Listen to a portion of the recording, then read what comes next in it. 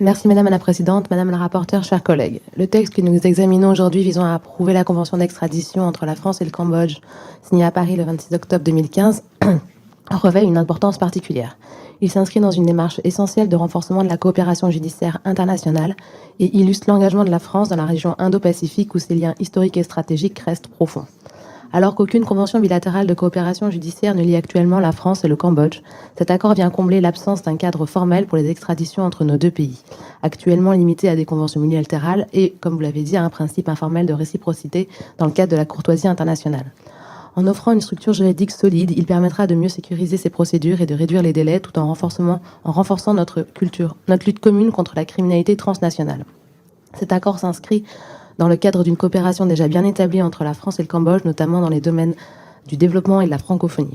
Le Cambodge, acteur majeur de la promotion de la langue française en Asie du Sud-Est, accueillera en 2026 la 20e édition du Sommet de la francophonie.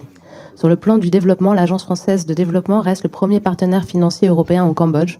En janvier 2024, 3 accords de financement ont ainsi été signés entre l'AFD et le ministère cambodgien de l'économie et des finances pour un montant total de 215 millions d'euros.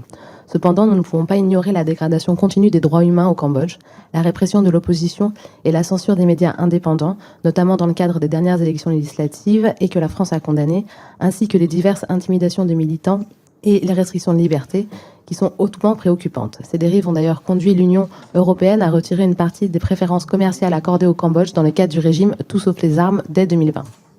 Face à ces préoccupations, nous constatons néanmoins que la Convention intègre des garanties solides.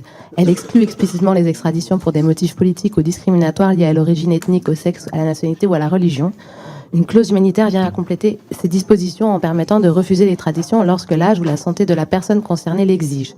Le texte protège donc clairement les droits et libertés fondamentales des justiciables. C'est pourquoi le groupe Ensemble pour la République votera en faveur de ce projet de loi. Cependant, nous restons vigilants sur l'évolution de la situation des droits de l'homme au Cambodge, en rappelant l'importance pour nos partenaires de veiller aux valeurs démocratiques et aux libertés fondamentales. Je vous remercie.